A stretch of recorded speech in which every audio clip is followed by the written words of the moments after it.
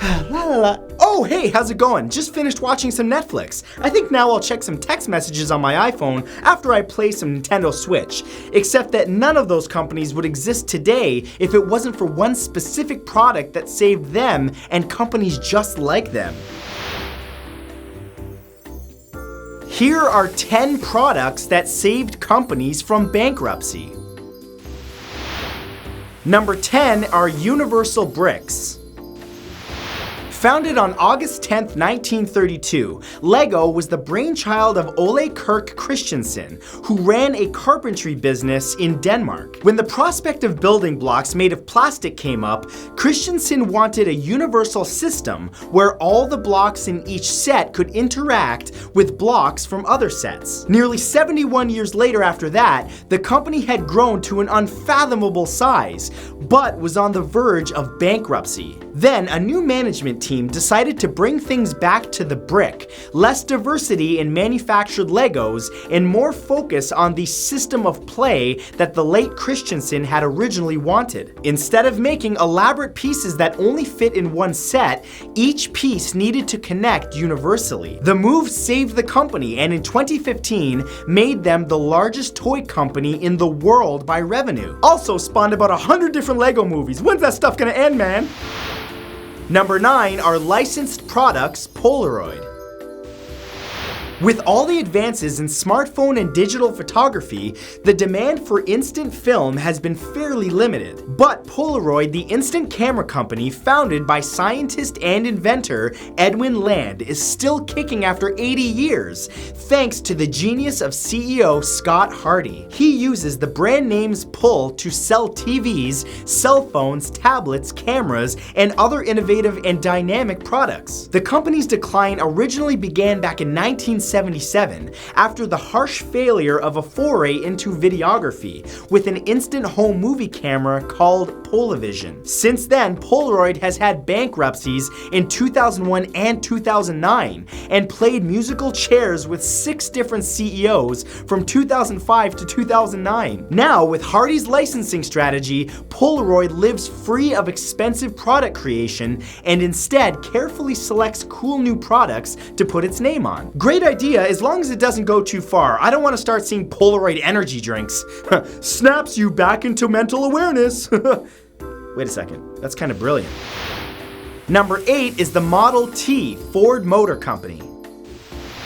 On October 1st, 1908, the Ford Model T became the first mass-produced car with interchangeable parts to be sold to Americans. The Ford Motor Company modestly priced the car and put steering wheels in the hands of 16.5 million Americans. The move to mass production with the Model T, rather than competing with luxury vehicle companies of the era, brought Ford out of obscurity and made it a household brand. Plus, it had the historical significance in changing the American industrial landscape. It's considered to be the most influential car of the 20th century for its part in ushering in new innovation to the automotive industry and putting so many Americans into jobs assembling them. Without this breakthrough into the mainstream market, it's likely Ford wouldn't be around today. I'm just really glad that we have cooler names for cars nowadays as opposed to Model T. Yeah, Model A to S failed. T worked, let's call it that. Number 7 is tamper-proof containers, Tylenol. Since 1955, Tylenol has been a go-to fever and pain reducer. But in 1982, several people taking the drug became poisoned. 7 of them lost their lives, one of which, tragically, was a 12-year-old girl. It turns out some sicko was contaminating the product with cyanide. The acetaminophen brand was losing money as consumers became worried about their safety. Tylenol stock dropped 7%, and overall, they wound up losing over $100 million. However, instead of shying away from the attack on his company, then CEO of Tylenol, James E. Burke, took ownership, recalling any pills made all the way through 1982 and pushed his company to make tamper-proof containers that we still use today. Those containers not only helped bring trust back to the brand, but got Burke a Medal of Freedom in 2000. Brilliant invention. However, what's with the Medal of Freedom? I mean, the guy gets a medal for making a plastic cup that you have to push on to get the pills out of it so hard. Sorry. Number 6 are boneless options, KFC.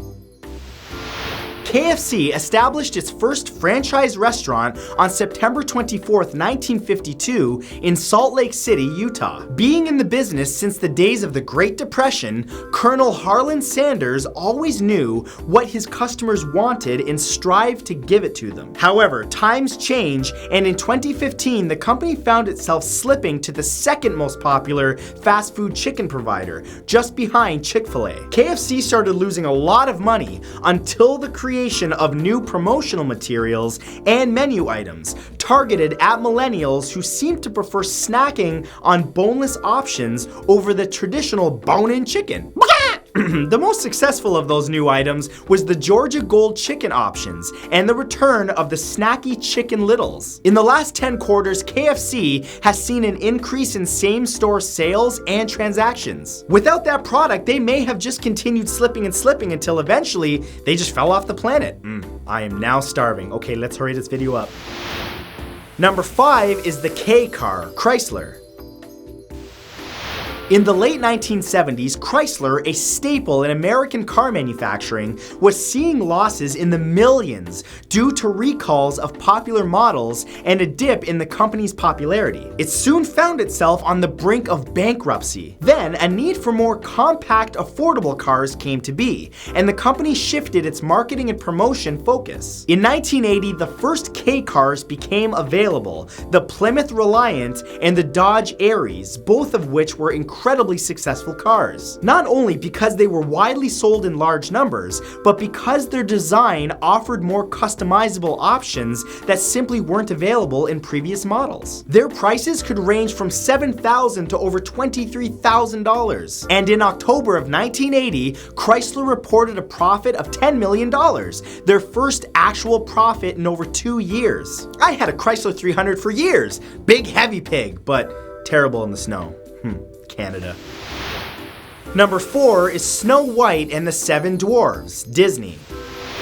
Walt Disney and his employees were deep into the creation of their very first feature-length animated film, Snow White and the Seven Dwarfs, when they ran out of funds and neared bankruptcy. The film was set to either make or break the company that had just poured every bit of itself into the project over 3 years, and Disney secured a bank loan in order to keep paying his employees. When Snow White premiered on December 21st, 1937, it was praised by both viewers and critics, and managed to rake in $8 million worldwide at the box office. Walt Disney also took home an Academy Honorary Award at the Oscars that year for significant screen innovation in pioneering the motion picture cartoon. That's a long title. That's right, one movie completely saved Disney, and the company lived happily ever after. Which is fantastic, because I don't know what I ever would have did without the Lion King. That was my whole childhood. Number 3 is the NES, Nintendo. With the launch of the Nintendo Entertainment System on October 18th, 1985, Nintendo didn't just save themselves, they saved the entire console gaming industry. Prior to the NES, console games had gained a bad reputation for their marketing and delivery, with box art displaying fantastical and downright false representations of the in-game graphics. Games also weren't developed uniformly across different consoles, with different versions of the same game varying widely due to the constraints of each machine. Game revenues ended up dropping 97% in just 2 years. Nintendo aimed to solve this issue by marketing the NES as an entertainment system rather than a console, and positioning it as the one console you need for all the great games, in addition to, of course, making box art a lot more honest. Think about it, what would you have done without Mario and Zelda?